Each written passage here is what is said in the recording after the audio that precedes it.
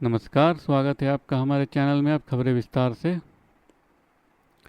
लोकसभा चुनाव में भारतीय जनता पार्टी के प्रदर्शन को लेकर अब तक चर्चाएं बंद नहीं हुई हैं।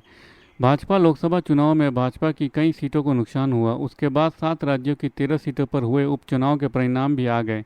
हिमाचल और उत्तराखंड में दो दो सीटों पर कांग्रेस ने जीत दर्ज की, तो वहीं पश्चिम बंगाल में टीएमसी ने चारों सीटों पर झंडे गाड़ दिए। अब देखना यह है कि उपचुनाव में करारी हार झेलने के बाद महाराष्ट्र और हरियाणा विधानसभा चुनाव पर इसका क्या असर पड़ेगा।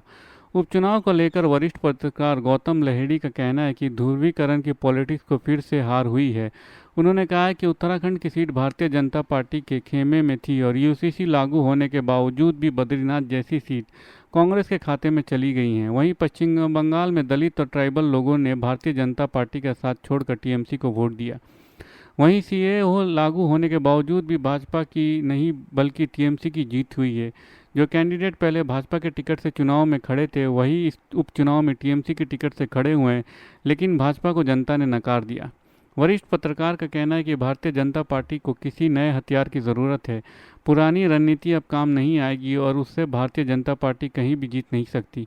उन्होंने ये भी कहा कि ममता बनर्जी खाली नाम की इंडिया गठबंधन की सहयोगी हैं। लोकसभा चुनाव में टीएमसी किसी के साथ नहीं लड़ी थी, लेकिन उपचुनाव में 4 सीटों पर जीत दर्ज करने के बाद हो सकता है कि ममता बनर्जी इंडिया गठबंधन की कमान लेने की कोशिश करें।